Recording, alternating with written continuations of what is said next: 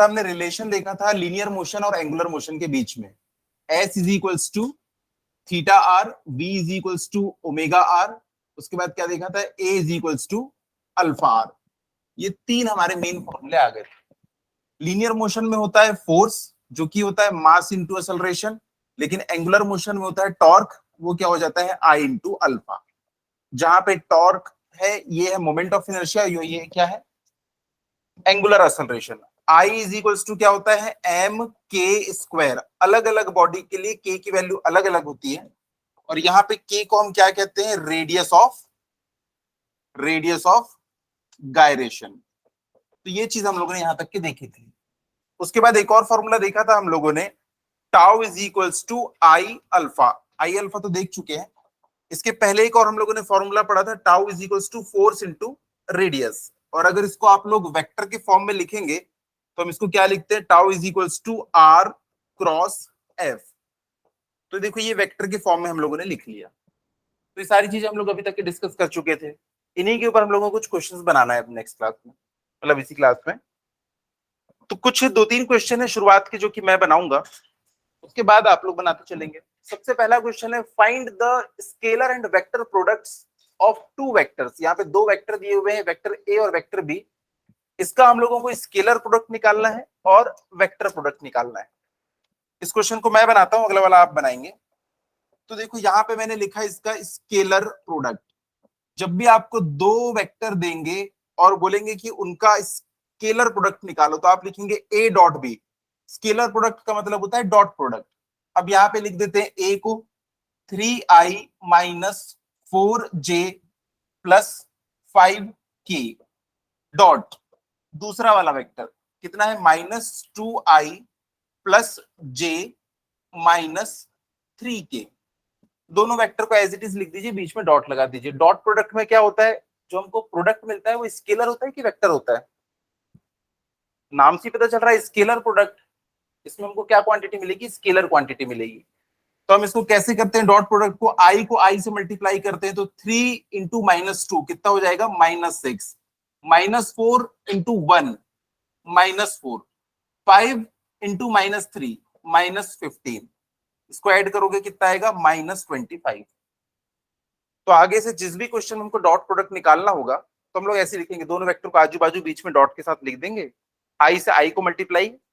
ऐसा क्यों, क्योंकि आई इंटू आई क्या होता है 1, लेकिन आई इंटू जे क्या होता है 0। पढ़े ना ये हम लोगों ने वेक्टर में। तो इसको आप लोग लिख लीजिए। उसके बाद हम लोग देखते हैं वेक्टर प्रोडक्ट।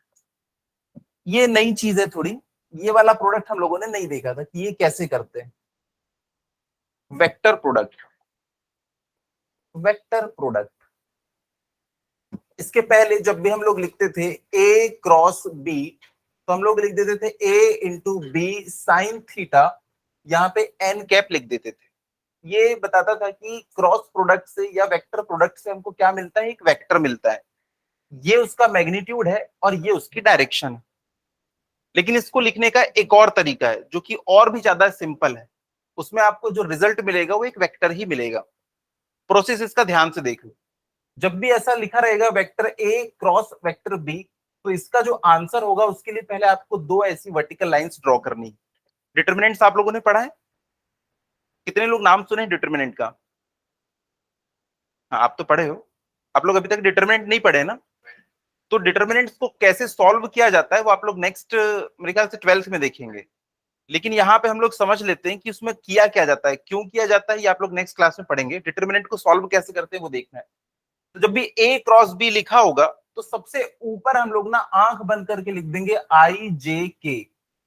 ये हम लोगों ने क्यों लिखा, क्योंकि यहाँ पे क्रॉस प्रोडक्ट हो रहा है। क्रॉस प्रोडक्ट का रिजल्ट क्या होता है, वेक्टर। तो ऊपर में ही हम लोगों ने आई जे के पहले ही लिख लिया है सेफ साइड। अब देखिए टॉर्क इज इक्वल्स टू क्या होता है, फोर्स। टॉर्क का फॉर्मूला क्या पढ़ा है हम लोगों ने इसके पहले वाले पेज में, रेडियस इंटू फोर्स, यानी कि पोजीशन वेक्टर इंटू फोर्स। तो यहाँ पे देखो वैसे ही कर देंगे, वेक्टर ए, अच्छा वेक्टर यहाँ पे हमको टॉर्क नहीं निकालना है, इन्हीं का मल्टीप्लाई निकालना है। तो पहले किसका नाम लिखा हुआ है, ए। तो जो ए लिखा हुआ है वहां पे देखो उसके सामने जो भी कोफिशिएंट्स हैं, आई के सामने कितना है 3, तो हम लोग लिख देंगे यहाँ पे 3।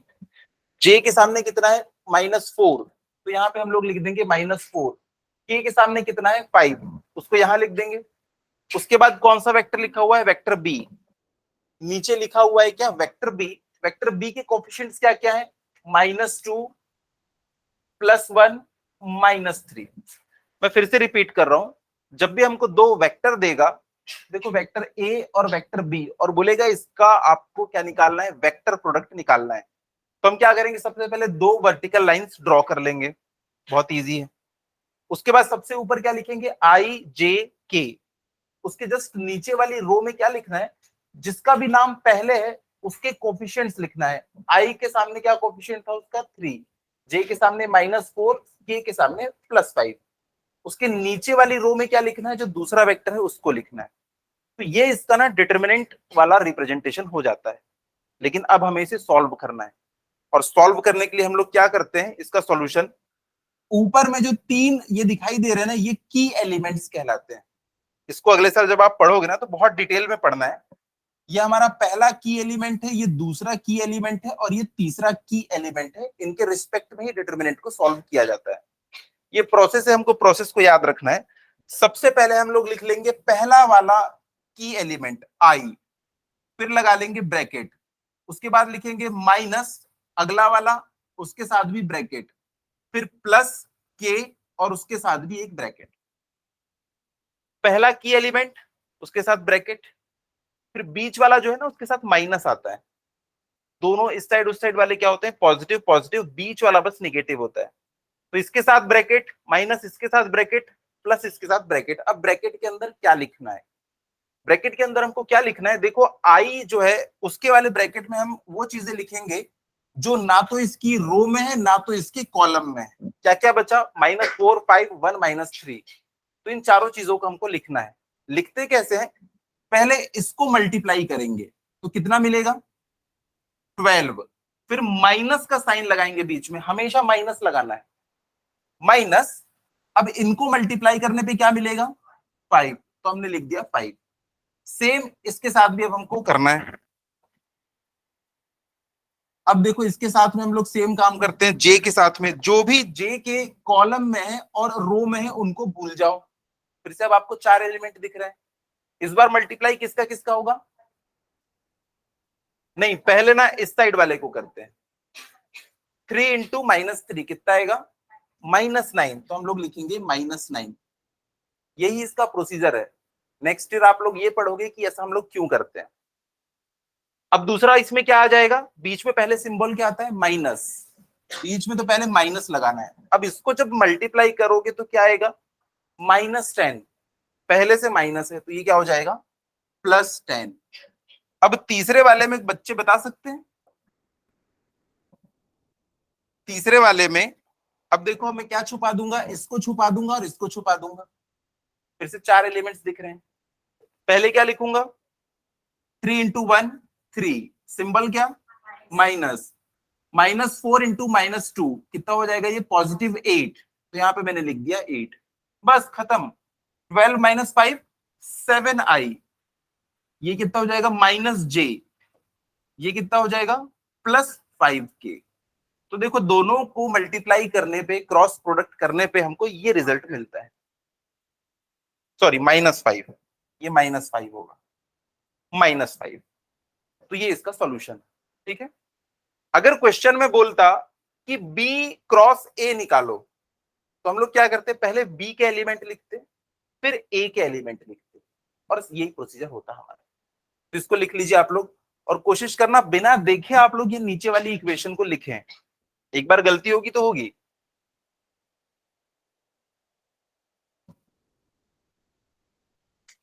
जो लेट से आए थे उनको बता रहा हूं कि डॉट प्रोडक्ट में क्या होता है, दोनों वेक्टर को एज इट इज लिख के हम लोग बीच में डॉट का सिंबल लगा देते हैं। डॉट प्रोडक्ट में क्या होता है, आई डॉट आई 1 होता है, जे डॉट जे भी 1 होता है, के डॉट के भी 1 होता है, लेकिन आई डॉट जे 0 होता है, आई डॉट के 0 होता है। मतलब कुछ अलग आ गया ना तो हमेशा 0 होता है।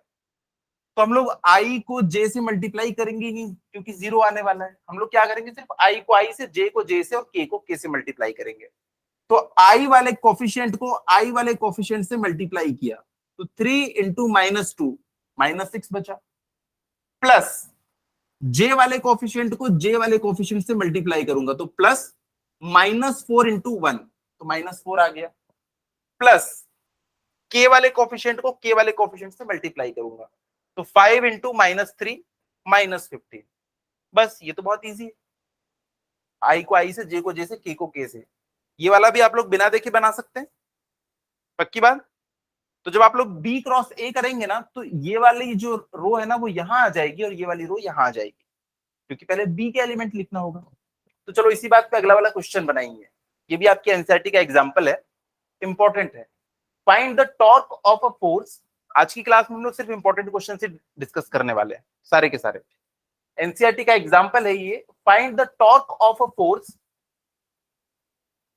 दिस फोर्स आपको दे रखा है और आपको दिया हुआ है पोजीशन वेक्टर। तो देखो फोर्स वेक्टर हमें क्या दे रखा है, 7i plus 3j minus 5k, और पोजीशन वेक्टर दे रखा है i minus j plus k, और हमसे पूछा क्या है, टॉर्क।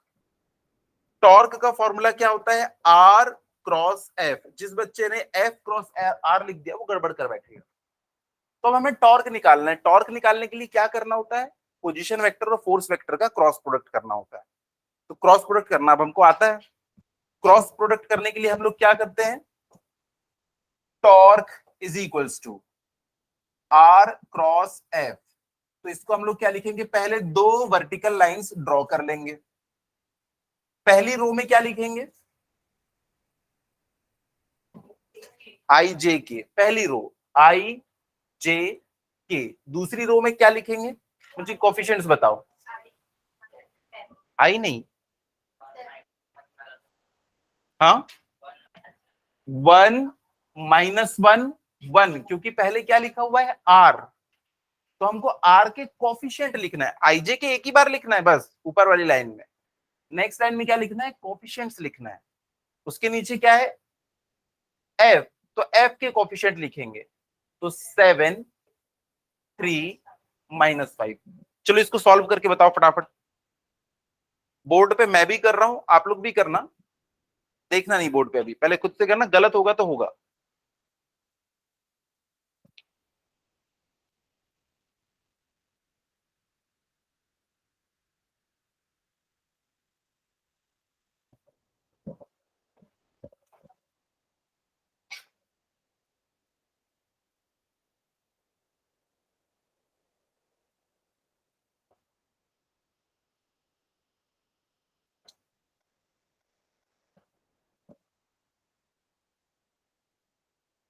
बच्चे जे के सामने वाला माइनस भूल जाते हैं, उसको पॉजिटिव लिख बैठते हैं, ये पहली कॉमन मिस्टेक। आई पॉजिटिव के पॉजिटिव, जो बीच में होता है ना वो हमेशा नेगेटिव होता है।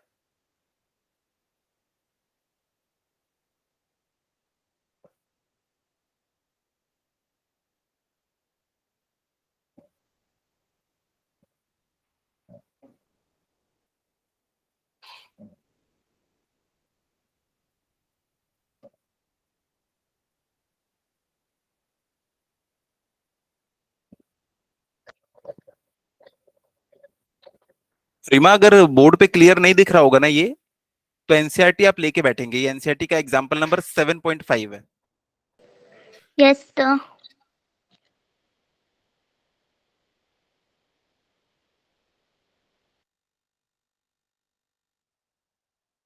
चलिए हो गया, कितना है आंसर,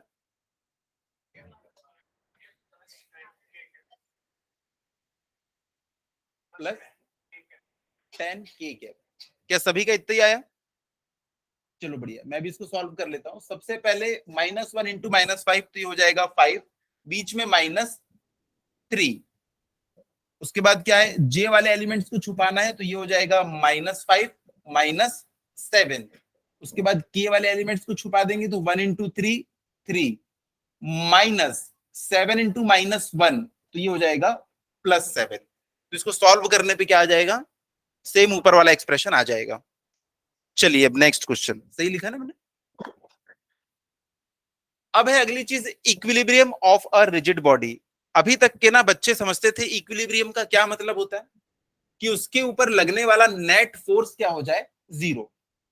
देखो अगर ये एक बॉडी स्टेशनरी है, इसके ऊपर कोई फोर्स नहीं लग रहा है, तो क्या इसकी पोजीशन चेंज होगी? अगर ये बॉडी स्टेशनरी है, रखी हुई है एक जगह, इसके ऊपर कोई भी फोर्स नहीं लग रहा है, नेट फोर्स 0 है, मान लो यहां से लग रहा था 5 न्यूटन और यहां से भी लग रहा है 5 न्यूटन, तो नेट फोर्स तो 0 हुआ। इस डायरेक्शन वाला पॉजिटिव, इस डायरेक्शन वाला नेगेटिव। नेट फोर्स की वैल्यू कितनी है, 0। तो क्या बॉडी की पोजीशन में कोई चेंजेस आएंगे? जो कंडीशन है उसी कंडीशन में रहेगी। तो वहां पे हम लोगों ने पढ़ा था कि अगर बॉडी पे लगने वाला नेट फोर्स 0 हो तो बॉडी इक्विलिब्रियम में कहलाती है। हमने इसको एक और चीज पढ़ा था कि मान लो ये बॉडी जो है ना, अगर 5 मीटर पर सेकंड की स्पीड से जा रही है और थोड़ी देर बाद भी ये 5 मीटर पर सेकंड की स्पीड से जा रही है, तो भी हम बोलेंगे इसके ऊपर नेट फोर्स की वैल्यू 0 है। नेट फोर्स क्या करता है, नेट फोर्स की वैल्यू किसके बराबर होती है, मास इंटू असलरेशन। और असलरेशन क्या करता है, वेलोसिटी में चेंज कर देता है। तो अगर आपने कोई फोर्स नहीं लगाया तो असलरेशन भी नहीं आएगा, और असलरेशन नहीं आया तो चेंज इन वेलोसिटी भी क्या रहेगा, 0 रहेगा। यानी फोर्स ही है रिस्पॉन्सिबल किसी भी बॉडी की पोजीशन को चेंज करने के लिए। इसकी पोजीशन क्या थी, रेस्ट, और इसकी पोजीशन क्या थी, 5 मीटर पर सेकंड की स्पीड से मूव कर रही थी। जो बॉडी जिस स्पीड से मूव कर रही है वो उसी स्पीड से मूव करेगी अनटिल और अनलेस उसके ऊपर कोई आपने नेट फोर्स ना लगाया हो। तो हम लोगों ने ये तो पढ़ लिया था। अब हम लोग जब रोटेशनल मोशन पढ़ते हैं ना, तब वहां पे एक और चीज आ जाती है कि अब हमारी जो एक बॉडी है, ये वाली हमारी बॉडी, इसके ऊपर भी नेट फोर्स 0 है। ये देखो, ये लगा हुआ है एक फोर्स F और ये लगा हुआ है एक फोर्स F। ऊपर की डायरेक्शन में लगने वाला फोर्स पॉजिटिव और नीचे की डायरेक्शन में लगने वाला फोर्स नेगेटिव। तो अभी भी नेट फोर्स कितना है इसके ऊपर, 0। ऊपर वाला पॉजिटिव, नीचे वाला नेगेटिव, तो अभी भी नेट फोर्स 0 है। लेकिन ये क्या बॉडी अभी भी मूव नहीं कर रही है, जिस पोजीशन में उसी पोजीशन में मूव कर बैठेगी। तो जैसे ही आपने ये दोनों फोर्स लगाए, भले नेट फोर्स 0 दिख रहा है, लेकिन ये तो कंटिन्यू घूमती रहेगी। तो आगे जाके अब हमारी समझ बढ़ी तो हमने कुछ और चीजें यहाँ पे इसमें ऐड कर दी कि कोई भी बॉडी इक्विलिब्रियम में कब कही जाएगी, जब उसके ऊपर एक्स डायरेक्शन में लगने वाले नेट फोर्स, इसका मतलब होता है समेशन, सबको जोड़ दो, सारे के सारे फोर्सेस को जोड़ने पे हमको 0 मिले। वाई डायरेक्शन में मिलने वाले सारे फोर्सेस को जोड़ने पे हमको 0 मिलना चाहिए। हमें जेड डायरेक्शन में लगने वाले सारे फोर्स 0 मिलना चाहिए। साथ ही साथ उसमें जो टॉर्क लग रहा है वो भी एक्स वाई प्लेन में वो भी 0 होना चाहिए। टाउ लग रहा है वाई जेड प्लेन में वो भी 0 होना चाहिए। टाउ लग रहा है जेड एक्स प्लेन में वो भी 0 होना चाहिए। मतलब बॉडी पे नेट टॉर्क भी 0 होना चाहिए और नेट फोर्स भी 0 होना चाहिए। यहां पे देखो, मैं नेट टॉर्क को कैसे 0 कर सकता हूं। यहाँ पे ऐसा एक फोर्स लग रहा था, तो आप जानते हैं कि ये मूव कर रहा होगा। सोचो अगर मैंने अपोजिट डायरेक्शन में एक और कपल लगा दिया ऐसा वाला, ये भी एफ है और ये भी एफ है, तो अब ये मूव कर पाएगा क्या, नहीं। तो यहाँ पे नेट टॉर्क की वैल्यू क्या हो गई, 0। दोनों सफेद वाले मिलके एक टॉर्क लगा रहे हैं इस डायरेक्शन में, लेकिन दोनों पीले वाले मिलके टॉर्क लगा रहे हैं इस डायरेक्शन में, तो दोनों ने एक दूसरे को कैंसिल आउट कर दिया। टॉर्क तो लग रहे हैं लेकिन नेट टॉर्क कितना है, 0। तो बॉडी मूव ही नहीं करेगी, जिस पोजीशन में उसी पोजीशन पर रहेगी। कितना समझ में आया? तो लिखिएगा, ये कंडीशन लिख लीजिएगा, इक्विलिब्रियम ऑफ रिजिड बॉडी। उसमें बस एक कंडीशन लिख लीजिए, इसी का हम लोग यूज करने वाले हैं आगे चल के। बॉडी पे लगने वाला नेट फोर्स 0 है, बॉडी पे लगने वाला नेट टॉर्क 0 है। Net force as well as net torque on body is 0, then only it is called equilibrium of rigid bodies. rigid bodies, दोनों कंडीशन प्रिवेल होना चाहिए, क्योंकि अगर टॉर्क 0 नहीं हुआ तो बॉडी गोल गोल घूमती रह जाएगी।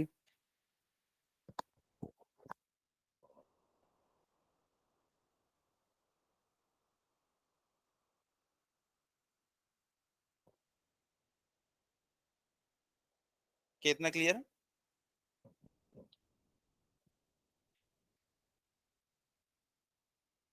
चलो नेक्स्ट स्लाइड ला रहा हूं मैं। चलो इसके पहले एक छोटी सी जो और समझते हैं। अब यहाँ पे पूरा कॉमन सेंस का खेल है। आप लोग कॉमन सेंस से मुझे कुछ आंसर्स देंगे कि देखो यहाँ पे ये एक स्केल है, इसका खुद का एक मास है, क्योंकि भाई ये एक स्टील की बनी हुई स्केल है, इसका मास है। मैं चाहता हूं कि इसको ना एक फिंगर से इसको बैलेंस कर लूं, तो मुझे ये अपनी फिंगर कहां पे रखनी होगी? इसके एग्जैक्टली सेंटर ऑफ मास के ऊपर। तो बच्चा बच्चा जानता है यहाँ पे इसका सेंटर ऑफ मास कहाँ होगा, इसके बिल्कुल बीचों बीच होगा। लेकिन अगर इसमें मैं कुछ और पार्टिकल्स को जोड़ दूं तो इसका सेंटर ऑफ मास अभी भी वही रहेगा कि चेंज हो जाएगा? चेंज हो जाएगा। तो हम लोग कुछ मास लेके आते हैं, कुछ मास मैंने अपने पॉकेट में ही रखे हुए हैं, वो मासेस को हम निकालते हैं। ठीक है, ध्यान से देखना, इसमें कुछ नई चीजें ऐड होने वाली हैं। जैसे कि देखो ये एक आलू है, सब जानते हैं इसको, आलू को। अब इसको मैंने इसके एक एंड पे लगा दिया, इस आलू को। आलू कुर्बानी दे रहा है अपनी। आइए, आलू की सब्जी बन रही है यहाँ। अब देखो पहले तो इसको यहाँ पे रखने पे ये बैलेंस हो चुका था, लेकिन अभी ये यहाँ पे रखने पे बैलेंस नहीं हो रहा है। ये बैलेंस हो रहा है कहीं यहाँ पे रखने पे, ये देखो ये, और अभी भी बैलेंस हो गया। मतलब सेंटर ऑफ मास यहां से खिसक के यहाँ पे चला गया। लेकिन मुझे एक चीज का आंसर अभी भी नहीं मिला कि अभी ये बैलेंस क्यों है? यहाँ तो कुछ नहीं है यार, इसको तो ऐसे गिर जाना चाहिए था। मेरा क्वेश्चन समझ रहे हो ना? यहां तो भाई आलू है, उसका एम जी नीचे की तरफ लग रहा है। यहाँ पे क्या है ऐसा? यहाँ तो कुछ भी नहीं है, तो भी ये बैलेंस्ड क्यों है? हाँ, क्योंकि देखो इधर पे इसकी लेंथ ज्यादा है, इसका खुद का एक मास है। इसका जो सेंटर था ना, उसके ऊपर इसका mg नीचे अभी भी लग रहा है। तो इसका mg इधर लग रहा है, इसका mg इधर लग रहा है, इन दोनों ने एक दूसरे को बैलेंस करके रखा हुआ है। मैं फिर से बता रहा हूं, यहाँ पे देखना ध्यान से कि ये बैलेंस कंडीशन में कैसे था। यहाँ पे ये थी हमारी ये वाली रॉड, जब इसके ऊपर कुछ भी नहीं लगा था तब इसका W नीचे की तरफ लग रहा था। इसको अगर मैं चाहता हूं कि एक फिंगर पे बैलेंस करूं, तो मैंने अपनी फिंगर एग्जैक्टली यहीं पे प्लेस कर दी थी, तो मस्त पोजीशन में बना हुआ था ये। लेकिन जैसे ही मैंने क्या किया, यहाँ पे एक आलू लगा दिया, मैंने जैसे ही एक आलू को लगा दिया यहाँ पे, अब देखो इसका भी एक मास हो गया नीचे की तरफ। मान लो ये W1 है और ये हो गया W2। तो स्केल का मास क्या खत्म हो गया? स्केल का मास है, और स्केल का मास बिल्कुल इसके सेंटर पे अभी भी एक्ट कर रहा है। लेकिन साथ में एक आलू भी लग गया है, आलू का भी मास नीचे की तरफ एक्ट कर रहा है। तो पता है मैंने क्या किया? बहुत स्मार्टली यहां पे अपनी फिंगर को एडजस्ट कर लिया। अब देखो मैं इसका फ्री बॉडी डायग्राम बना रहा हूं। फ्री बॉडी डायग्राम में ना बॉडी नहीं बनती, सिर्फ और सिर्फ फोर्स बनते हैं। तो देखो ये जो येलो कलर की स्केल थी, पहले मैं इसको बनाता हूं। ये येलो कलर की स्केल है हमारी। उसके बाद यहाँ पे येलो कलर की स्केल का बीचों बीच एक फोर्स लग रहा है W1, और यहाँ पे इसका एक फोर्स लग रहा है W2। अच्छा, ये स्केल अगर गिरेगी, बच्चा बच्चा जानता है ये ऐसे ना टर्न होके गिरती है। गिरा के देखें, ये देखो अगर मैं इसको यहाँ पे ऐसा पकड़ा हूं, जब ये गिरेगी तो देखो टर्न होके गिरती है। तो ये टर्न हो रही है, इसको टर्न करने के लिए कौन जिम्मेदार है? किसी भी चीज को टर्न कौन करता है? टॉर्क। टॉर्क ही तो चीजों को घुमाता है। तो हम लोगों को यहाँ पे पता है कि यहाँ पे ये भी एक फोर्स है और ये भी एक फोर्स है, ये दोनों मिलके ना टॉर्क लगा रहे हैं इसके ऊपर। अब देखो ध्यान से, अगर मान लो मैंने अपनी फिंगर यहां पे रखी होती, फॉर एग्जाम्पल यहां पे मैंने अपनी फिंगर रखी है, तो ये वाला फोर्स इसको कैसे घुमाने की कोशिश कर रहा है? Anti clockwise. और वो कैसे घुमाने की कोशिश कर रहा है? क्लॉकवाइज। वो भी एंटी क्लॉकवाइज। ये देखो ये मैंने फिंगर रखी है, ये वाला फोर्स इसको कैसे ले जाएगा? Anti clockwise. और ये वाला भी कैसे? Anti clockwise. तो क्या इसको कोई रोक सकता है गिरने से? कोई भी नहीं रोक सकता इसको गिरने से, ये पक्का गिरेगी। मान लो मैंने अपनी फिंगर यहां पे रख ली है, एग्जैक्टली यहां पे। अब मैंने अपनी फिंगर उठाई यहां से और फिंगर रख ली वहां पे, एग्जैक्टली बीचों बीच यहां पे, ताकि इस फोर्स को तो सपोर्ट मिल जाए। क्या अभी ये स्केल रह पाएगी वैसे? नहीं, अभी एक फोर्स है यहाँ पे जो कि इसको अभी भी रोटेट कर रहा है, और ये इसी डायरेक्शन में अभी भी गिर जाएगी। पर पता है जब जैसे ही मैंने अपनी फिंगर को यहां पे एक अच्छी पोजीशन पे रखा, तो देखो यहां से लेके यहां की डिस्टेंस है x और यहां से लेके यहां की डिस्टेंस है मान लो y। तो इस पोजीशन पे पता है क्या हुआ, इसके कारण जो टॉर्क लगेगा वो क्या होगा, W1 into x, force into distance. और इसके कारण जो टॉर्क लगेगा वो क्या होगा, W2 इंटू वाई। टॉर्क कितना होता है, force into radius, force into radius. Force कितना था, ये वेट, और रेडियस क्या है, यहां से लगने वाली डिस्टेंस। अगर ये और ये दोनों इक्वल हो जाए तो मजा आ जाएगा। क्यों? क्योंकि ये वाला फोर्स इसको एंटी क्लॉकवाइज सॉरी क्लॉकवाइज घुमाने की कोशिश कर रहा है और ये एंटी क्लॉकवाइज। जब एंटी क्लॉकवाइज और क्लॉकवाइज घुमाने वाली चीजें अगर इक्वल हो जाएंगी तब स्केल नहीं गिरेगी। मानते हो इस बात को? इसीलिए मुझको अपना हाथ ना यहाँ पे किसी एक ऐसी जगह पे रखना पड़ेगा, एक्स और वाई का ऐसा कॉम्बिनेशन रखना होगा कि जिसके कारण W1 इंटू एक्स और W2 इंटू वाई की वैल्यू इक्वल हो जाए। और इक्वल होने पे क्या होगा, एक इसको इधर घुमा रहा है, एक इसको इधर घुमा रहा है, जब दोनों इक्वल है तो ये कहीं नहीं घूमेगी। कितना समझ में आया? इसी को कहते हैं प्रिंसिपल ऑफ मोमेंट। ये जो हम लोग फोर्स इंटू डिस्टेंस ये ले रहे हैं ना, इसको मोमेंट भी कहते हैं, टॉर्क भी कहते हैं। क्या इतनी बात समझ में आई?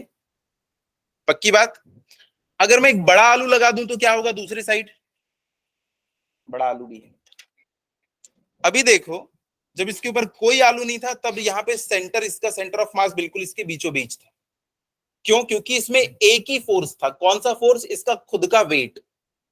कितने फोर्स दिख रहे हैं अभी यहाँ पे आपको? एक ही फोर्स दिख रहा है, वो भी कहां पे लगा हुआ है, इसके सेंटर पे। अब इस स्केल पे कितने फोर्स लग रहे हैं? दो फोर्स। एक फोर्स लग रहा है यहां पे, इसको तो सपोर्ट मिल गया, लेकिन इसको अभी सपोर्ट नहीं मिला है। जैसे ही छोड़ूंगा तो ये क्या करेगा, इसको इस डायरेक्शन में गिरा देगा, एंटी क्लॉकवाइज डायरेक्शन में। लेकिन जैसे ही मैं इसको इधर करूं तो देखो यहाँ पे तो एक फोर्स पहले से था, इसकी जो सेंटर पे लग रहा है बीचों बीच, और इसके कारण इधर एक फोर्स लग रहा है। ये वाला फोर्स इधर डाउनवर्ड लग रहा है, देखो उसको इधर घुमाने की कोशिश कर रहा है, और इधर वाला फोर्स इसको इधर गिराने की कोशिश कर रहा है। तो ये क्या रहेगा, बीच में बैलेंस्ड। आप लोगों ने सीसॉ खेला है कि पार्क में? अगर एक दोस्त जो है वो बहुत हैवी है और दूसरा एकदम दुबला पतला है तो वो सीसॉ खेल ही नहीं पाते थे ढंग से। अगर दोनों का वजन बिल्कुल सेम टू सेम है तो वो तो जहां पे जाएंगे बिल्कुल रुक जाएंगे वहीं पे, क्योंकि दोनों साइड वजन बिल्कुल सेम है। तो उनको अपने पैरों से ना जमीन को झटका मारना पड़ता था। तो ये उछलता था, वो सामने वाला नीचे जाता था। जैसे ही वो नीचे जाता था ना, फिर वो अपने पैरों से झटके लगाता था जमीन पे, तो फिर वो ऊपर जाता था, ये नीचे आता था। तो मास इक्वल होने के कारण क्या एक इकलौता बच्चा उसको खेल पाता? नहीं, नहीं खेल सकता था, क्योंकि ये देखो यहाँ पे ऐसा है, ये इसको बस नीचे ही कर सकता है, ऊपर नहीं कर सकता है इसको। अगर मैंने देखो अभी सेंटर ऑफ मास यहां था, जब ये एक आलू लगाया तो सेंटर ऑफ मास इस साइड हो गया, ये आलू भी नहीं बचा पाया। तो देखो सेंटर ऑफ मास थोड़ा सा यहां को शिफ्ट हुआ। अगर मैंने अब उधर ज्यादा मास लगा दिया तो सेंटर ऑफ मास क्या लगता है, किधर हो जाएगा, बीच में हो जाएगा या ज्यादा मास की तरफ हो जाएगा? ज्यादा मास की तरफ। जिधर मास उधर सेंटर ऑफ ग्रेविटी। अब देखो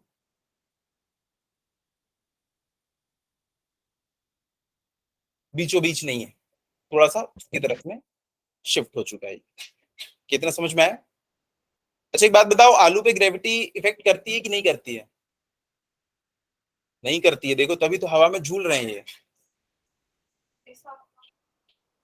हाँ, फिर भी इसके ऊपर ग्रेविटी एक्ट करती है कि नहीं करती आलू पे? अच्छा मान लो, जैसे फॉर एग्जांपल कॉमन सेंस ही जवाब देना, जैसे कि मान लो इसको मैं ऐसा कर दूं उल्टा, आलू के ऊपर ग्रेविटी किस डायरेक्शन में काम कर रही है? ऑब्वियसली डाउनवर्ड डायरेक्शन में। मान लो इसको और मैं हाथ से फोर्स भी लगाने लगूं, झटका मारूं इसको, तो आलू कहां जाएगा? ऊपर जाएगा। क्यों? आलू के ऊपर तो ग्रेविटी वर्क करती है ना। चलो करके देख लेते हैं, अभी इसके ऊपर फोर्स लगाते हैं। कहां चला गया आलू? आलू ग्रेविटी अगेंस्ट क्यों चला गया?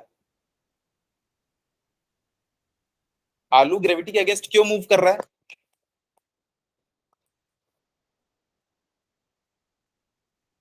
क्यों?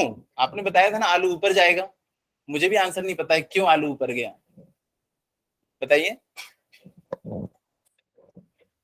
कोई बच्चा गैस करेगा आलू क्यों ऊपर गया? बताओ। एक्चुअली आलू ऊपर नहीं गया, स्केल नीचे गई। स्केल नीचे गई, समझ में नहीं आ रहा है। देखो हुआ क्या कि जब ये आलू ऐसे रखा हुआ था हवा में और ये स्केल इसके आर पार ऐसी रखी हुई थी, मैंने ऐसे रख के जैसे ही झटका मारा ना, तो मेरा हाथ बहुत झटके से नीचे गया, पर अपने इनर्शिया के कारण आलू वहीं का वहीं रह गया। तो स्केल जो है ना इसके पार निकल गई बहुत तेजी से, क्योंकि मैंने हाथ इस पे मारा था। तो आलू बेचारा वहीं रह जाता है, स्केल ना थोड़ी नीचे चली जाती है। अगली बार झटका मारने पे आलू बेचारा इनर्शिया के कारण वहीं रह जाता है, स्केल और नीचे चली जाती है। तो एक्चुअली स्केल नीचे जा रही है, आलू ऊपर नहीं आ रहा है। ठीक है, पर आलू पे भी ग्रेविटी वर्क करती है। ठीक है, चलिए तो फिर अब हम लोग नेक्स्ट वाला क्वेश्चन बनाते हैं। बहुत इंपॉर्टेंट क्वेश्चन है ये भी। इस तरीके के क्वेश्चन ना और आपको कॉम्पिटिटिव एग्जाम के लिए हेल्प करते हैं। तो सबसे पहले इस क्वेश्चन को देखिए, कीमत 7.8 है आपकी एनसीईआरटी एक का। इसमें बोल रहा है कि एक मेटल की बार है मेटल का बार है, एक स्ट्रिप है। चलो उसको बना लेते हैं पहले।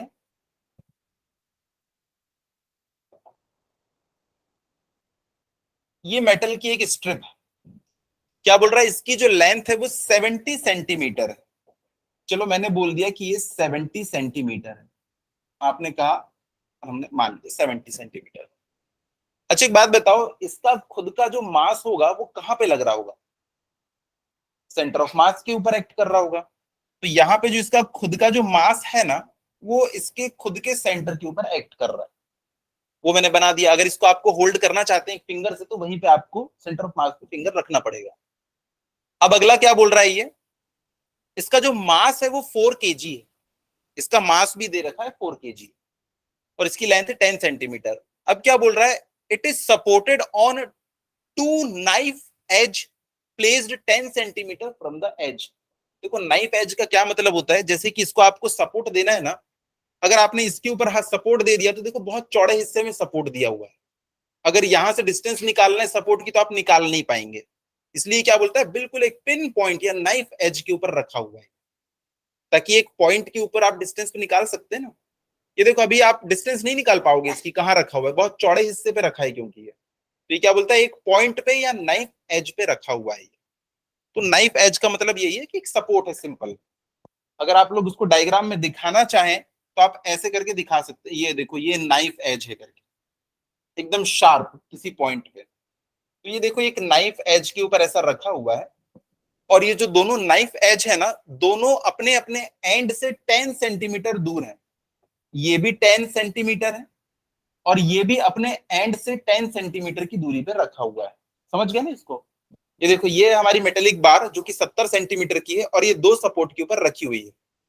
यहां से डिस्टेंस 10 सेंटीमीटर है, और यहां से भी जो डिस्टेंस है ना 10 सेंटीमीटर है।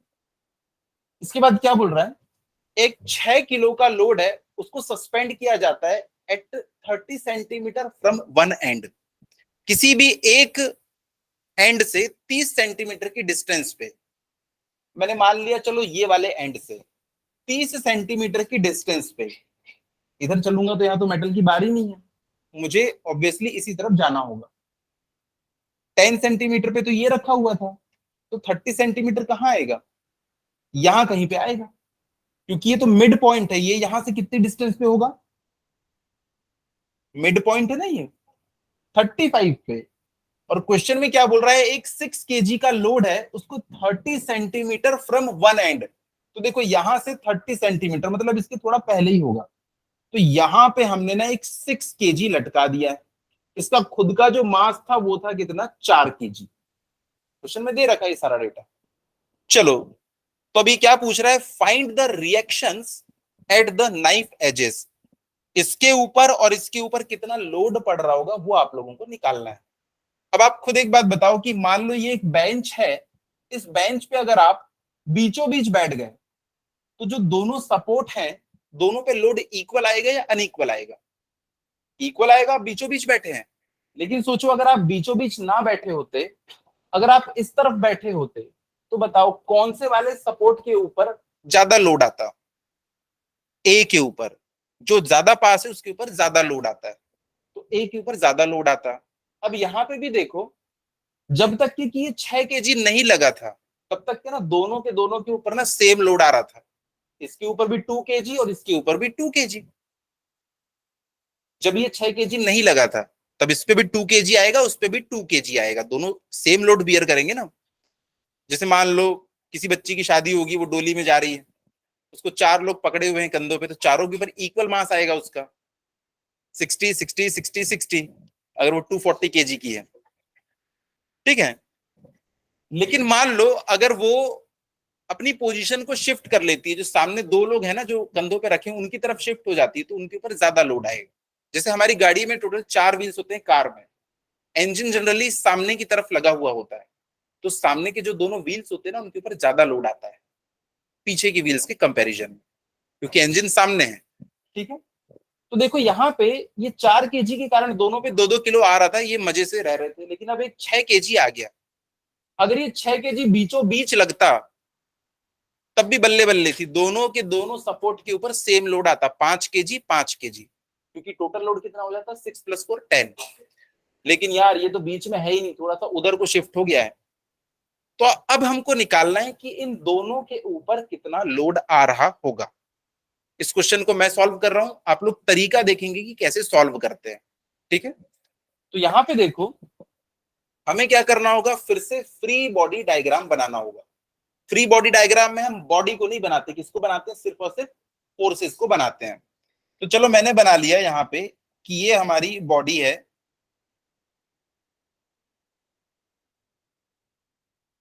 ये है। अब इसके ऊपर एक फोर्स मैंने दिखाया बिल्कुल बीचों बीच, ये वाला फोर्स कितना है 4 kg। इस तरफ है एक फोर्स, वो है कितना 6 kg। और उसके बाद जब ये मेटेलिक बार इन दोनों सपोर्ट के ऊपर लोड लगाएगी, तो बदले में ये दोनों सपोर्ट इसके ऊपर क्या लगाएंगे, रिएक्शन। वही इसने पूछा है यहाँ पे कि यहाँ पे रिएक्शंस कितने आने वाले हैं। भाई आप किसी बेंच के ऊपर बैठते हैं तो बेंच के ऊपर आप फोर्स लगाते हैं, बदले में बेंच भी आपको एक रिएक्शन फोर्स ऑफर करती है। तो इसके ऊपर देखो 2 रिएक्शन फोर्स आने वाले हैं। एक रिएक्शन फोर्स आएगा इधर जिसको मैंने नाम दे दिया R1, और एक रिएक्शन फोर्स आएगा इधर जिसको मैंने नाम दे दिया R2। यहां तक के समझ में आ गया। बस R1 और R2 हमको निकालना है। तो जब भी आपको R1 और R2 निकालना हो तो आपको एक इक्वेशन बनानी पड़ेगी। इक्वेशन ना आप सिर्फ एक ही बना सकते हो, लेकिन अननोन कितने हैं, 2। तो हम लोग क्या करते हैं, एक ऐसी इक्वेशन बनाते हैं कि जिसमें ना एक अननोन आए ही मत। अभी समझ जाओगे आप लोग। अब आपको क्या करना है, मोमेंट लेना है। मोमेंट क्या होता है, फोर्स इंटू डिस्टेंस। आपकी मर्जी, आप जहां से चाहे वहां से मोमेंट ले सकते हैं। मेरी बात याद रखना, यहाँ पे ना बहुत सारे पॉइंट्स हैं। एक पॉइंट ये है इसका सेंटर का, एक पॉइंट है ये रिएक्शन का, एक पॉइंट है ये रिएक्शन का, एक पॉइंट है जहां पे ये लोड लगा हुआ है। 4 पॉइंट दिख रहे हैं।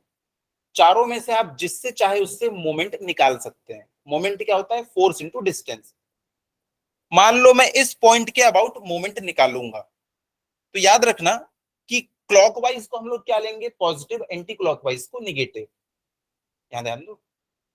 तो देखो इस पॉइंट के अबाउट में मोमेंट निकाल रहा हूं, तो देखो टोटल यहां से यहां तक की डिस्टेंस थी 70। यहां से यहां की डिस्टेंस कितनी थी, 10। ये डिस्टेंस है 10। अच्छा यहां से लेके यहां की डिस्टेंस कितनी है, यहां से लेके यहां की डिस्टेंस 25। क्योंकि क्या लिखा हुआ है, ये 6 kg कहां पे लगा हुआ है, सॉरी नहीं 20 होगी ना, ये 20 होगी। ये डिस्टेंस होगी 20। यहां से लेके यहां की डिस्टेंस है 20, क्योंकि क्वेश्चन में दिया है कि इस एंड से 30 सेंटीमीटर दूर हमने लगाया है। अब ये तो भाई मिड पॉइंट है, यानी कि यहां से 35 पे होगा, 35 पे होगा, 30 तो खत्म हो गया, कितना बचा, 5 बचा है, तो ये कितना होगा 5। अब ये बेचारा यहां से 10 सेंटीमीटर पे था, और ये जो है यहां से 10 सेंटीमीटर पे है। ये वाली डिस्टेंस कितनी हो जाएगी, क्योंकि ये टोटल 35 है, आधा 35 में से 10 को कम माइनस कर दो तो कितना बच गया 25, सॉरी 25। तो ये डिस्टेंस हो गई 25। हमने क्या किया, जितनी भी डिस्टेंस है ना सबको लिख दिया। ये लो, दुखी मत हो, आखिरी वाली भी 10 है, सारी डिस्टेंस हमने लिख दी। अब हमको ना कोई एक ऐसा पॉइंट चूज करना है जिसके ऊपर अननोन फोर्स हो।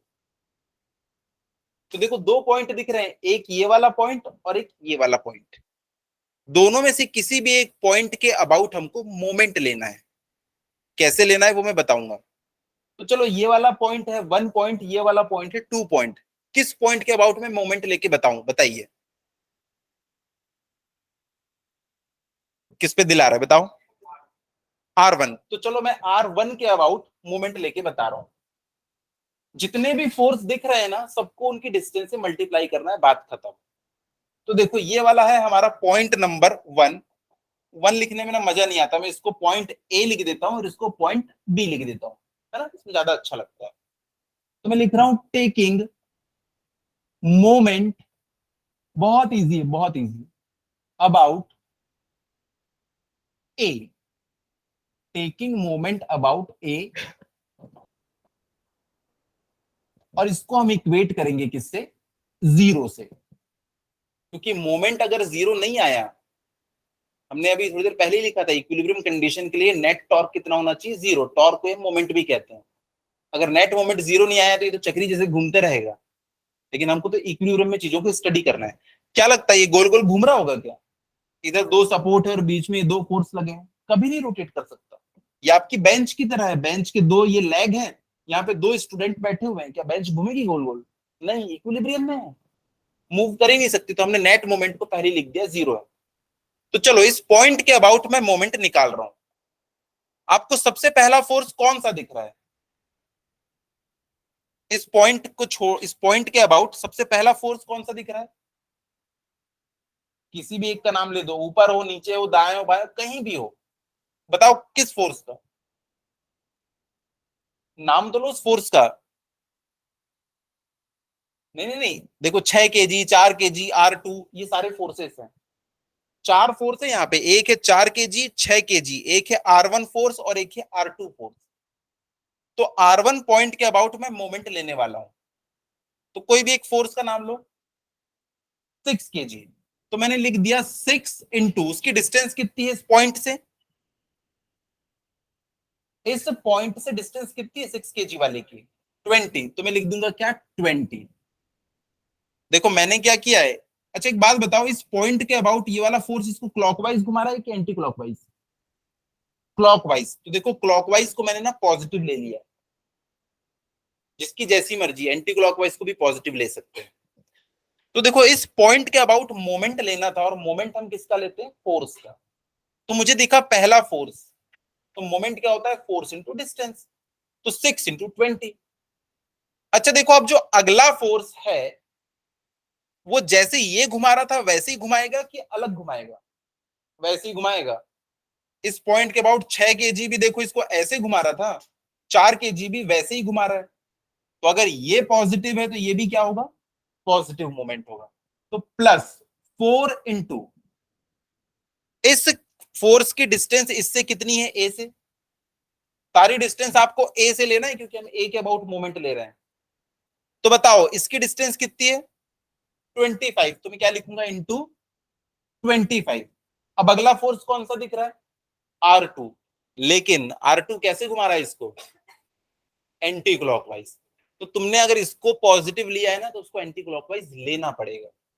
तो कितना हो जाएगा वो, -R2 इंटू, ए से डिस्टेंस कितनी है उसकी, ए से उसकी डिस्टेंस कितनी है, 50। 20 + 5 25 + 25, तो 50 इक्वल टू कर दो क्या, 0। एक इक्वेशन, एक ही अननोन। तो यहां से क्या मिलेगा हमको, देखो 6 इंटू 20 कितना हो जाएगा, 120। ये कितना हो जाएगा, 100। ये कितना हो जाएगा, R2 into 50 is equal to 0। ये पूरा का पूरा उधर जाके नेगेटिव हो जाएगा, -220। तो -R2 into 50 is equal to -220। इधर पॉजिटिव उधर जाके नेगेटिव, माइनस से माइनस कट गया, जीरो से जीरो कट गया। तो R2 इज इक्वल टू कितना हो जाएगा, 22 पॉइंट बाई ये, तो ये कितना हो जाएगा, 4.4 kg। ये सब तुमने केजी में लिया था, तो रिएक्शन भी किस में आएगा, केजी में आएगा। तो R2 की वैल्यू आ गई कितनी, 4.4 kg। तो देखो एक रिएक्शन तुम लोगों ने निकाल लिया। अब दूसरा रिएक्शन निकालना है। दूसरा रिएक्शन निकालने के लिए क्या हम लोग सेम मोमेंट लेंगे? ले सकते हैं। लेने पे आंसर जो आएगा ना, मेरे दूसरे मेथड से भी आंसर वही आएगा। अब देखो ये वाला फोर्स आ चुका है हमारा कितना, 4.4। ये दोनों फोर्स नीचे जा रहे हैं, ये दोनों फोर्स ऊपर जा रहे हैं। बॉडी इक्विलिब्रियम में मतलब नीचे जाने वाले फोर्स इक्वल टू ऊपर जाने वाले फोर्स। तो मैं लिख दूंगा R1 प्लस R2, ऊपर जाने वाले फोर्स इज इक्वल्स टू नीचे जाने वाले फोर्स, 6 + 4। तो यहां से R1 कितना आ जाएगा, 5.6 kg, क्योंकि ये 4.4 आ चुका है। या आप चाहो तो अब इस पॉइंट के अबाउट मोमेंट ले लो। इसके अबाउट मोमेंट लोगे तो एक ही अननोन रहेगा R1, आंसर सेम आना है। इस क्वेश्चन में कुछ समस्या है, डाउट है, दिक्कत है? बन जाएगा क्वेश्चन, इसके आगे के सारे क्वेश्चन बन जाएंगे। ये क्वेश्चन समझ में आया ना? प्रिंसिपल ऑफ मोमेंट से हमने इस क्वेश्चन को सॉल्व किया है। प्रिंसिपल ऑफ मोमेंट क्या कहता है कि जो भी हमारा सिस्टम है उसके किसी भी एक पॉइंट के अबाउट मोमेंट ले लो। हाँ, अगर कोई बच्चा धोखे से इस पॉइंट के अबाउट मोमेंट ले लेता तो पता है उसको दो अननोन मिलते इक्वेशन में, और उसको सॉल्व ही नहीं कर पाता। इसीलिए हम लोग क्या करेंगे, जिस भी एक पॉइंट में कोई फोर्स है, अब बच्चे बोलेंगे सर आपने सारी की सारी फोर्स को उनके डिस्टेंस से मल्टीप्लाई किया, R1 को क्यों छोड़ दिया? तो देखो पॉइंट ए से R1 की डिस्टेंस कितनी है, 0 है ना, इसलिए उसको हमने कंसीडर ही नहीं किया। तो ये प्रिंसिपल ऑफ मोमेंट का ये बहुत अच्छा क्वेश्चन है ये, ठीक है। एक मिनट, एक क्वेश्चन है इसके ऊपर ही। हाँ, ये वाला क्वेश्चन, इसको हम लोग बनाने की कोशिश करते हैं, सेम प्रिंसिपल ऑफ मोमेंट के ऊपर है ये। क्वेश्चन को एक बार ध्यान से पढ़ो और डायग्राम बनाने की कोशिश करो। एक मीटर स्टिक है। मीटर स्टिक का मतलब होता है एक ऐसी लकड़ी जिसकी लेंथ कितनी है, 1 मीटर। मीटर स्टिक उसका नाम ही है। Is balanced on a knife edge at its centre. ये देखो, ये अपने सेंटर पे बैलेंस्ड है। ये तो हमको पहले से पता है कि तो सेंटर पे ही बैलेंस होगी, चलो ठीक है। अब बोल रहा है इसके ऊपर ना 2 कॉइन्स रख दिए हमने, जिन दोनों का मास कितना है, 5 ग्राम 5 ग्राम। 2 कॉइन रखना है, put on top of the other, यानी कि एक दूसरे के ऊपर ही रखे हमने सिक्कों को। दोनों सिक्के एक दूसरे के ऊपर है और स्केल के ऊपर कहीं रखा हमने। कहां पे रखा? किसी एक एंड से 12 सेंटीमीटर की डिस्टेंस पे। देखो लिखा हुआ है ना, कहां पे रखा हमने, एट 12 सेंटीमीटर मार्क। ये मीटर स्टिक है ना, इस पे 0 1 2 3 4 से लेके 100 तक लिखा होगा सेंटीमीटर। तो जो 12 का मार्क था ना, आपने उस पे कॉइन रख दिया। आप सोच के बताओ, जैसे ही मैं इस पे कॉइन रखूंगा 12 के मार्क पे, क्या होगा इस स्केल के साथ? ये स्केल गिर जाएगी। जिनको यकीन नहीं है क्या मैं सिक्के रख के दिखाऊं? दिखाना ही पड़ेगा। दिखाओ, ठीक है, दिखा देते हैं।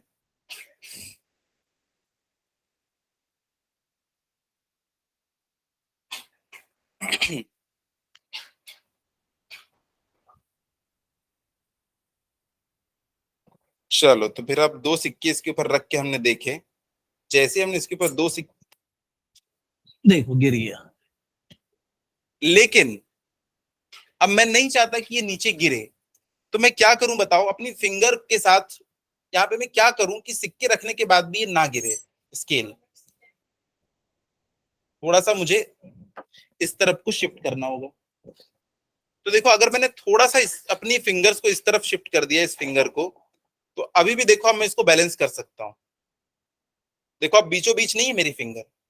तो क्वेश्चन में यही बोल रहा है कि इसको बैलेंस करने के लिए अपनी फिंगर को ना थोड़ा सा इधर शिफ्ट करना पड़ा, ठीक है। तो समझना क्वेश्चन को, जब दोनों सिक्के एक दूसरे के ऊपर रख दिए 12 centimetre mark, the stick is found to be balanced at 45 centimetre. पहले कहां बैलेंस हो रही थी? 50 सेंटीमीटर पे। अबे बीचों बीच बैलेंस हो रही थी ना, 0 से जब आप 50 पे जाओगे वहां पे आपको फिंगर रखना पड़ रहा था। लेकिन अब कहां बैलेंस हो रही है? 45 पे। समझ गए ना? पहले 50 पे बैलेंस हो रही थी, कॉइन रखने के बाद 45 पे बैलेंस हो रही है।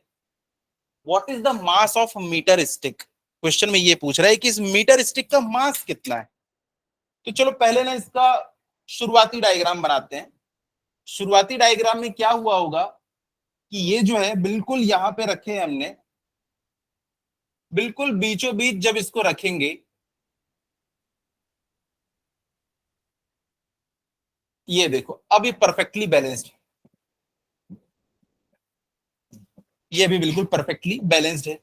लेकिन थोड़ी देर के बाद क्या हुआ कि जब मैंने इसके ऊपर दो कॉइन्स रख दिए, दोनों कॉइन का जो मास है वो कितना है, 5-5 ग्राम है। लेकिन मैं 5-5 ग्राम नहीं लिखूंगा, मैं क्या लिखूंगा, सीधे 10 ग्राम लिख दूंगा।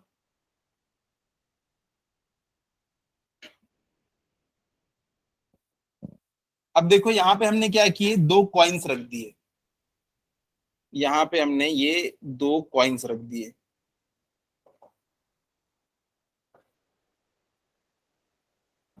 ये दो कॉइन्स हैं, दो कॉइन रखने के बाद क्या हुआ कि अब ये ना अपने सेंटर पे बैलेंस ना होके थोड़ा सा इधर को बैलेंस हो रही है, ये देखो।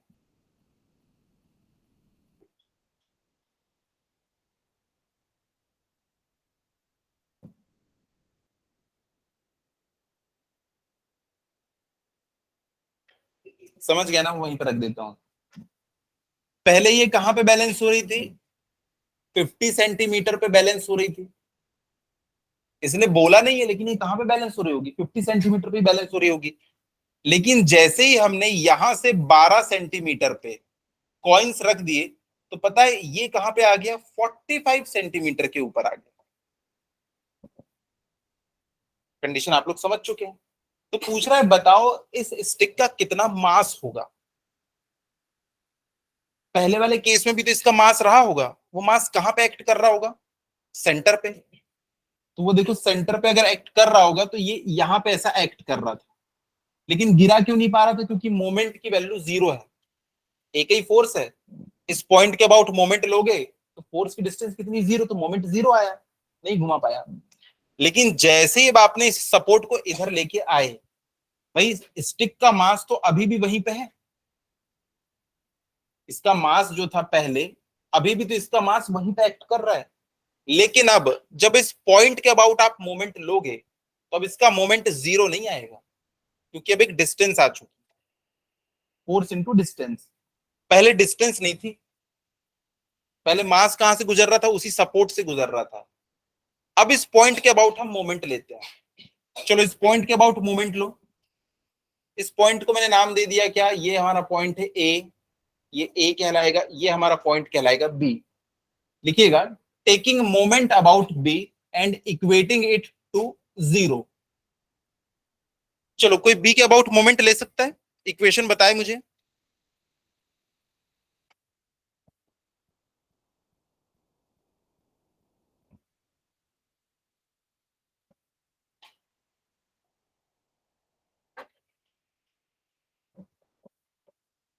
ये जो हमने दो कॉइन रखे हैं ना, इन दोनों कॉइन्स की वजह से यहाँ पे 10 ग्राम का वजन लगा हुआ है, क्योंकि दोनों 5-5 ग्राम के हैं, दो कॉइन है इसलिए 10 ग्राम मैंने लिख दिया।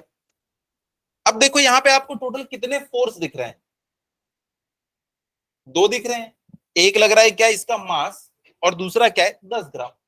दो ही तो फोर्स है यार, इसमें से हमको ये वाला निकालना है, तो इस पॉइंट के अबाउट तो मोमेंट नहीं ले सकते। उसके बाद यहाँ पे तो हमें कोई फोर्स अभी दिख नहीं रहा है, तो इसके अबाउट भी मोमेंट, सॉरी, इसके अबाउट मोमेंट नहीं ले सकते, क्योंकि इसके ऊपर कोई फोर्स दिख ही नहीं रहा है हमको। तो हम क्या करेंगे, इस पॉइंट के अबाउट मोमेंट ले लेंगे। ये वाला फोर्स नोन है और ये वाला फोर्स अननोन है। तो इस पॉइंट के अबाउट बताओ, ये वाला जो मास है इसको क्लॉकवाइज घुमा रहा है या एंटी क्लॉकवाइज, एंटी क्लॉकवाइज, और उसका मोमेंट कितना हो जाएगा, मास इनटू उसकी डिस्टेंस। यहां से यहां तक के 45 है, यहां से यहां तक के 12 है, तो इससे इसकी डिस्टेंस कितनी होगी, 33। 45 माइनस 12। देखो इस पॉइंट के अबाउट में मोमेंट ले रहा हूं, मोमेंट किसका लेते हैं, मेरा आपका किसका मोमेंट लेते हैं, फोर्स का। तो मोमेंट क्या होता है, फोर्स इंटू डिस्टेंस। तो ये रहा फोर्स 10 ग्राम का, डिस्टेंस कितनी है उसकी, 33। तो मैंने लिख दिया 10 × 33। अब इस पॉइंट के अबाउट दूसरा एक फोर्स दिख रहा है, उसका नाम क्या है, एम। लेकिन देखो ये हमको ऐसा घुमा रहा था वो कैसा घुमा रहा है, जस्ट अपोजिट घुमा रहा है। तो अगर इसको तुमने पॉजिटिव ले लिया था तो उसको क्या लेना पड़ेगा, नेगेटिव लेना पड़ेगा। पहले वाले में आप फ्री हो, जो चाहे वो ले लो, लेकिन अगर उसको पॉजिटिव लिया है तो उसके जैसे सारों को पॉजिटिव और उसके अपोजिट वालों को नेगेटिव। तो ये वाला जो फोर्स था ना, इसको इधर घुमा रहा था, लेकिन ये वाला फोर्स इसको इधर घुमा रहा है, इसलिए मैंने क्या ले लिया, उसको नेगेटिव मास इनटू। अब उसकी डिस्टेंस कितनी होगी,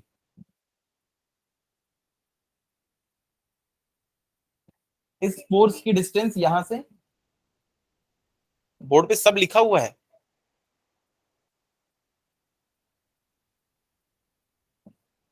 5। भाई ये बीचों बीच रखा हुआ है ना, अरे तो सेंटर पे रखा हुआ है, देखो सेंटर पे 50 है, वो यहां से यहां तक के 50 है, लेकिन ये यहां से यहां तक के 45 है, और इसी के अबाउट तो हम मोमेंट ले रहे हैं। गुड। तो इसको हम लोग क्या लिखेंगे, इंटू 5 इक्वल टू 0, क्योंकि और कोई फोर्स ही नहीं दिख रहा है मोमेंट लेने के लिए, तो हमने लिख दिया इक्वल टू 0। एक ही इक्वेशन, एक ही अननोन। तो यहां से m इज इक्वल टू कितना आ जाएगा, 5 से वो 2 बार, तो कितना आ गया, 66 ग्राम। आंसर ग्राम में क्यों आया, क्योंकि ये वाला मास मैंने ग्राम में लिया था, तो ये वाला मास भी किस में आएगा, ग्राम में आएगा। तो 66 ग्राम की हमारी ये स्टिक है। क्या ये क्वेश्चन समझ में आया, प्रिंसिपल ऑफ मोमेंट्स का? कितना इजी है, एक ही डायरेक्शन में लगने वाले सारे मोमेंट को पॉजिटिव, अपोजिट डायरेक्शन में लगने वालों को नेगेटिव। क्लियर है? ये आपके एनसीईआरटी के एक्सरसाइज का 7.17 क्वेश्चन है, 7.17।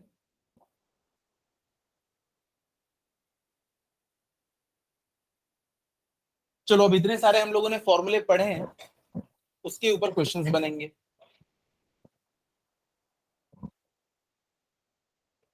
7.14 ये वाला क्वेश्चन हम लोग क्लास में डिस्कस कर चुके हैं इससे पहले, याद आ रहा है क्या? देखो क्वेश्चन में क्या दिया हुआ है, angular speed of a motor wheel, कोई एक व्हील है, उसकी स्पीड जो थी ना शुरुआती n1 वो थी 1200 आरपीएम, वहां से बढ़ा के उसकी नई स्पीड कितनी कर दी गई, 3120 आरपीएम, राउंड्स पर minute. What is the angular acceleration, ये अल्फा की वैल्यू पूछ रहा है।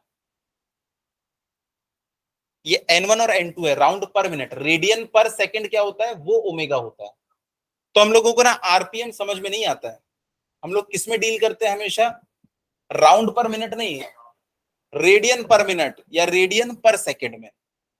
तो देखो सबसे पहले तो ना इसको राउंड पर सेकंड में कन्वर्ट कर लो, उसके बाद रेडियन पर सेकंड कर लेंगे।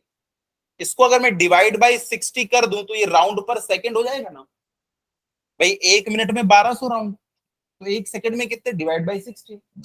इसको भी मैं क्या लिख दूंगा, डिवाइड बाय 60, तो ये भी क्या हो जाएगा, राउंड पर सेकंड। इसको डिवाइड करने पे कितना आएगा,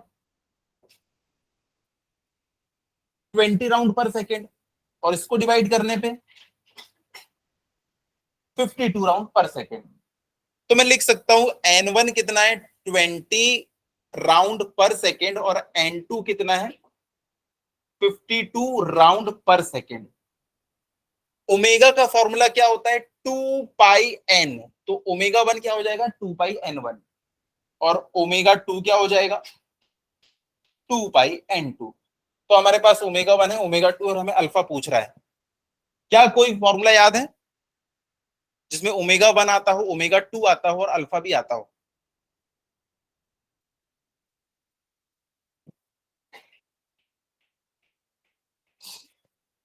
क्या किसी को ये फॉर्मूला याद है, v square is equal to u square plus 2as, या v is equal to u plus a t, या s is equal to u t plus half a t square. यहाँ पे ये इनिशियल वेलोसिटी, फाइनल वेलोसिटी, तो हम लोग क्या लिखेंगे, ओमेगा 1 ओमेगा 2 अल्फा, ये क्या होता है, थीटा। भाई थीटा वीटा तो हमें दिया नहीं, हमें तो टाइम दे रखा है, टाइम, हमें इनिशियल वेलोसिटी दे रखी है, फाइनल वेलोसिटी दे रखी है, टाइम दे रखा है, और असलरेशन पूछा है। क्या आप लोग समझ गए कौन सा फॉर्मूला लगाना होगा? तो ये लीनियर मोशन वाला हमने पढ़ा था, यहां पे मैं क्या लिखूं, omega 2 is equal to omega 1 plus alpha t. भाई उसको मैंने एज इट इज यहां लिख दिया, initial velocity initial velocity, final velocity final velocity, acceleration acceleration, time time.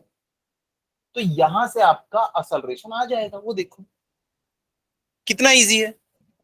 उसके बाद इसने क्या पूछा है, how many revolutions does the engine make during this time, कितने रिवॉल्यूशन ये कंप्लीट करेगा वो आपको पता करना है। अगर मैं आपसे बोलूं कि इसने 2 पाई एंगल बना लिया है, मतलब कितना बार घुमा होगा ये, 2 पाई। चलो मैं अगर बोलूं अगर ये 360 घुमा है, मतलब कितने राउंड मारे होंगे इसने, एक राउंड। 360 डिग्री मतलब एक राउंड होता है ना, और 360 डिग्री को हम क्या कहते हैं, 2 पाई। 2 पाई मतलब 360 डिग्री। अगर मैं बोलूं ये 4 पाई इसने कवर कर लिया है एंगल, मतलब कितनी बार घूम चुका होगा, 2 बार। 6 पाई घूम चुका है, मतलब 3 बार घूम चुका है। 2 पाई में एक चक्कर हो जाता है। तो हम लोगों को ना यही निकालना है कि वो कितने थीटा को उसने कवर कर लिया है। 2 पाई से डिवाइड कर लेंगे, हमको पता चल जाएगा। तो एक फॉर्मूला है ये वाला, displacement is equal to this this this. तो हमारे पास यहां आ जाएगा डिस्प्लेसमेंट इज इक्वल टू, यही वाले फॉर्मूले में पुट कर देना, तो हमको पता चल जाएगा टोटल कितना थीटा घुमा है। मान लो 8 पाई आंसर आ गया, तो आप कैसे बताएंगे कितना चक्कर घुमा है, 2 पाई से डिवाइड करके। 8 पाई आंसर आएगा, उसको डिवाइड कर देंगे 2 पाई से, आपको पता चल जाएगा इतना इसने राउंड कंप्लीट कर लिया है। तो ये क्वेश्चन तो क्लास में हो चुका था। हाँ, तो इसको आप लोग खुद से बनाना, आंसर लेके आना इसका। ये क्वेश्चन के ऊपर 8-10 स्टार लगा लेना। ये वाला क्वेश्चन जो है ना, इसमें से एक एक चीज उठा के कॉम्पिटिटिव एग्जाम्स में भी पूछ चुका है, एनडीए में भी पूछा है इसके ऊपर क्वेश्चन, इसमें से कोई भी एक आध चीज उठा के। चलिए इस क्वेश्चन को सॉल्व करते हैं, फिर अपने अपने घर जाते हैं। तो बच्चों को ये फॉर्मूला पता होना चाहिए टॉर्क का। टॉर्क इज इक्वल्स टू क्या होता है, आर इंटू एफ। और टाउ इज इक्वल्स टू क्या होता है, एक और फॉर्मूला, आई। एक और फॉर्मूला टॉर्क का, force is equals to mass into acceleration. Torque is equals to I into alpha. I into alpha, ये दो फॉर्मूले जिसको याद है वो ये क्वेश्चन को सॉल्व कर लेगा। आज की क्लास में स्टार्टिंग में ही बताया था यार, हम लोग गजनी हो गया। देखो torque is equals to I alpha, torque is equals to force into radius. आज की क्लास में 1 घंटा पहले ही बताया। तो इस क्वेश्चन में देखो क्या पूछ रहा है, इस क्वेश्चन में ये बोल रहा है कि एक कॉर्ड है, एक धागा है, उसका मास नेग्लिजिबल है, नेग्लिजिबल मास का, उसको आपने एक फ्लाईव्हील के ऊपर जिसका खुद का मास 20 केजी आपने लपेट दिया है। चलो लपेट देते हैं। ये हमारा एक फ्लाईव्हील है जिसका खुद का मास कितना है, 20 केजी है। मान लो ये 20 केजी का हमारा फ्लाईव्हील है। गन्ना रस मशीन में देखियो ना, बाजू में लगा रहता है चक्री, वही है ये 20 केजी का। और इसकी जो रेडियस है वो कितनी है, 0.2 मीटर। सेंटीमीटर में मजा नहीं आता यार, मीटर में लिखेंगे। अब इसने क्या बोला, इसके ऊपर ना आपने एक धागा लपेट दिया है, तो मैं धागे को इसको लपेट देता हूं इसके ऊपर। धागा मैंने इसके ऊपर लपेट दिया, लपेट दिया, ये देखो कई बार लपेट दिया है, कई बार लपेट दिया, और एक बार ऐसा ये लटका हुआ है धागा, ये देख। धागा लपेटने के बाद मैंने ऐसा उस तरफ निकाल के रख दिया। और स्टेडी पुल ऑफ 25 न्यूटन। अब इसके ऊपर एक 25 न्यूटन का फोर्स लगा रहे हैं, किसके ऊपर, धागे के ऊपर। ये देखो 25 न्यूटन का। बताओ फ्लाईव्हील घूमेगा कि नहीं घूमेगा, ऑब्वियसली घूमेगा। आपने देखा होगा कभी ऑटो वाटो वालों को ऐसी रस्सी बांधते और खींचते हैं, या आपने देखा होगा लट्टू को रस्सी घुमाते हैं, रस्सी गोल घुमा के बांधते और खींचते हैं, जैसे ही फोर्स लगाते हैं वो गोल गोल घूमना शुरू कर देता है। तो हमारा फ्लाईव्हील जो है वो भी घूमना शुरू कर देगा। हमने फोर्स कितना लगाया, 25 न्यूटन। अब क्वेश्चन में क्या पूछ रहा है, compute the angular acceleration of the wheel. Alpha की वैल्यू निकालना है। अब एक बात तुम बताओ, इसके ऊपर ये गोल क्यों घूमेगा, गोल कब घूमता है, जब उसके ऊपर क्या लगता है, टॉर्क लगता है। इसके ऊपर भी टॉर्क लग रहा होगा तभी ये घूम रहा है। तो उसी टॉर्क के फॉर्मूले से आप क्या निकालेंगे, अल्फा निकालेंगे। पर टॉर्क भी तो नहीं पता है, तो टॉर्क का एक और फॉर्मूला है, क्या है, फोर्स इंटू रेडियस। तो देखो फोर्स कितना लग रहा है, 25 न्यूटन, और कितनी डिस्टेंस पे लग रहा है, 0.2 मीटर पे। तो ये वाले फॉर्मूले से मैंने क्या लिख लिया, टॉर्क की वैल्यू 0.2 इंटू 25, और यहां से ये क्या हो जाता है, आई अल्फा। अब आई भी तो नहीं पता है हमें, इसलिए हमने पिछली क्लास में आई याद कर लिया था। याद आ रहा है, कितना होता है एक फ्लाईव्हील के लिए या एक डिस्क के लिए? बताइए, पेज पलटना पड़ेगा, आपकी एनसीईआरटी बुक में भी होगा।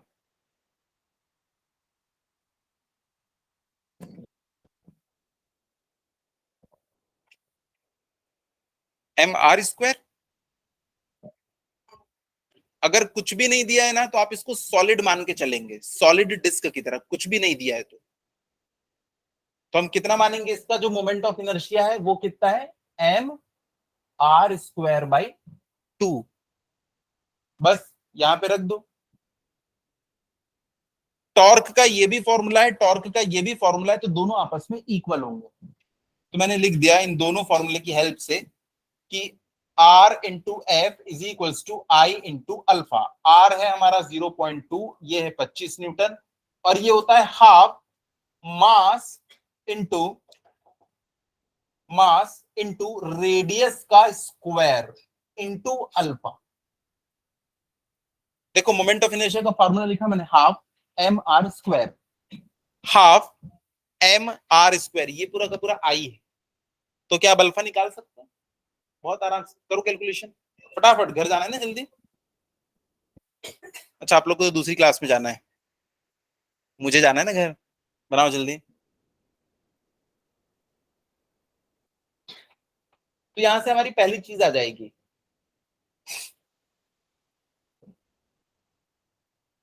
इसको बच्चे जैसे ही सॉल्व करेंगे, देखो मैं सॉल्व करता हूं, दोनों साइड ना 0.2 दिख रहा है, तो यहां से इसका स्क्वायर खत्म और ये पूरा का पूरा 0.2 खत्म, ये वाला 2 इधर आएगा तो ये 50 बन जाएगा, तो ये बन गया 50 और ये दोनों के दोनों नीचे आएंगे, तो 20 इंटू 0.2 नीचे आ गया, यही हमारा किसके इक्वल हो जाएगा? अल्फा। 20 इंटू 0.2, 2×2 = 4, तो ये बन जाएगा 4, 50/4, यानी कितना हो जाएगा? 12.5। तो अल्फा की वैल्यू कितनी आ गई? 12.5। यूनिट क्या होती है इसकी? रेडियन पर सेकेंड स्क्वायर। लीनियर एक्सेलरेशन होता तो मीटर पर सेकेंड स्क्वायर। तो ये हमारी अल्फा की वैल्यू आ गई। दूसरी चीज देखो अब क्या पूछ रहा है ये बी में, कुछ अच्छा काम किया अभी तक के? कुछ भी नहीं, रटा रटाया फॉर्मूला लगाए और आंसर आ गया। अब ये पूछ रहा है find the work done by the pull. जो पुल है, पुल फोर्स, वो 2 मीटर तक के डिस्प्लेसमेंट कर दिया, और वर्क डन क्या होता है? Force into displacement. वो तो यहीं पे हिंट दे रहा है, find the work done by the pull, यानी कि force when 2 metre cord is unwound, यानी कि 2 मीटर तक के खुल गया। 2 मीटर खुल गया मतलब 2 मीटर डिस्प्लेसमेंट हुआ ना, तो वर्क डन क्या होता है? Force into displacement. तो फोर्स लगा है 25 न्यूटन और 2 मीटर वो खुल चुका है, तो आ जाएगा ये 50 जूल। तो वर्क डन आ गया कितना? 50 जूल। उसके बाद तीसरी चीज पूछ रहा है find also the kinetic energy of the wheel at this point. अब तुम जब लट्टू का ऐसे फोर्स लगा के खींचते हो तो उसकी स्पीड धीरे धीरे धीरे धीरे बढ़ने लगती है ना, तो जब तुमने 2 मीटर तक के बस खींचा है तब उसकी स्पीड क्या होगी वो निकाल लो ओमेगा के टर्म्स में। तो काइनेटिक एनर्जी भी निकाल सकते हो। काइनेटिक एनर्जी का फॉर्मूला क्या होगा फ्लाई व्हील की या रोटेशनल बॉडीज की? हाफ, हाँ, आई ओमेगा²। Very good. जैसे हम लोग लीनियर मोशन में देखते थे ना, काइनेटिक एनर्जी का फॉर्मूला क्या होता था? Half mv²। लेकिन भैया अब रोटेशनल चीज पढ़ ले हम लोग, तो m की जगह क्या आ जाएगा? आई। v की जगह क्या आ जाएगा? Angular speed. हाफ आई ओमेगा², ये फॉर्मूला लगेगा। तो भैया जब ये 2 मीटर अनबाउंड हो चुका है तब के लिए हमको ओमेगा निकालना पड़ेगा। तो कैसे निकालेंगे इस ओमेगा को? इसकी इनिशियल वेलोसिटी कितनी थी? Assume that the wheel starts from the rest. Initial velocity 0 है, हमको फाइनल वेलोसिटी निकालना है। और एक चीज हमको दे रखी है यहाँ पे, क्या? डिस्प्लेसमेंट। हाँ, वो वाला फॉर्मूला हमको लगाना है। तो वो वाला भाई, लेकिन यहाँ पे रोटेशनल मैकेनिज्म है, तो v²=u², हम नहीं लगाएंगे। हम क्या लगाएंगे? ओमेगा 2 का square is equal to omega 1 का square plus 2 alpha theta. 2 alpha theta, ये लगाना है हमको। अच्छी बात ये है कि ये हमको दे रखा है 0 क्योंकि रेस्ट में है, ये तो निकालना है, अल्फा निकाल चुके हैं, थीटा कौन बताएगा? थीटा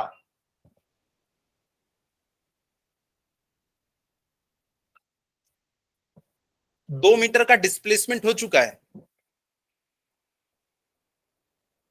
2 मीटर का डिस्प्लेसमेंट हो चुका है, S is equal to theta यार, डिस्प्लेसमेंट दे रखा है 2 मीटर और रेडियस भी हमको पता है, उस फॉर्मूले का कब यूज करोगे? आपको थीटा चाहिए ना, तो कितने फॉर्मूले में थीटा दिख रहा है इस बोर्ड पे देखो, एक ही उसमें क्वेश्चन में बोला है कि 2 मीटर अनबाउंड हो चुका है, रेडियस इतनी है, तो थीटा निकाल सकते हैं।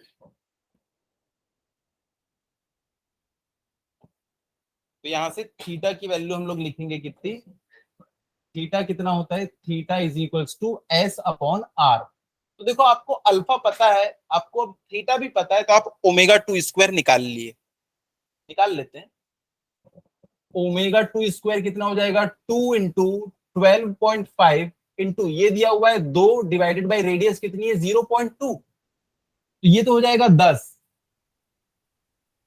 ये कितना हो जाएगा 25, सही बोल रहा हूं, ओमेगा 2 का स्क्वायर ये देखो 2 अपॉन 0.2 तो ये हो जाएगा 10, 125 ये हो जाएगा 250, और इसने कैलकुलेट करने क्या बोला है, काइनेटिक एनर्जी, वो कितना होता है हाफ आई ओमेगा स्क्वायर, तो ओमेगा स्क्वायर तो आ चुका है हमारा, उसको हाफ इंटू आई से मल्टीप्लाई कर देंगे, तो देखो हाफ आई, फॉर्मूला हमको पता है ये वाला, आई पहले से निकाल के रख लेना, इंटू ये जो ओमेगा स्क्वायर आया 250, हो गया काइनेटिक एनर्जी, कितनी आई देखो,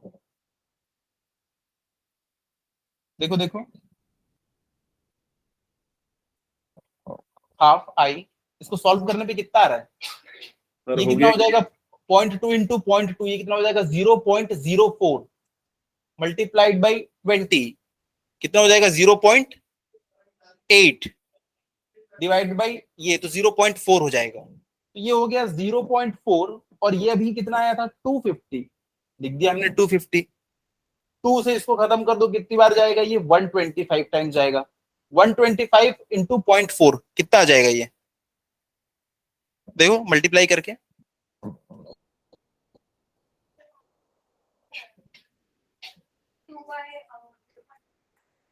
ये एस बाई आर होता है ना, थीटा की वैल्यू क्या होती है एस अपॉन आर, पहला वाला फॉर्मूला याद करो, S is equals to theta R, तो थीटा क्या हो जाएगा एस अपॉन आर, तो थीटा की जगह पे हमको रखना है एस अपॉन आर, क्वेश्चन में दे रखा है कि 2 मीटर अनबाउंड हुआ है, यानी इतना डिस्प्लेसमेंट है, डिवाइडेड बाय उसकी रेडियस 0.2, है ना, तो ये कितना हो जाएगा मल्टीप्लाई करने पे 50 जूल थैंक यू सर, ये हो जाएगा 50 जूल।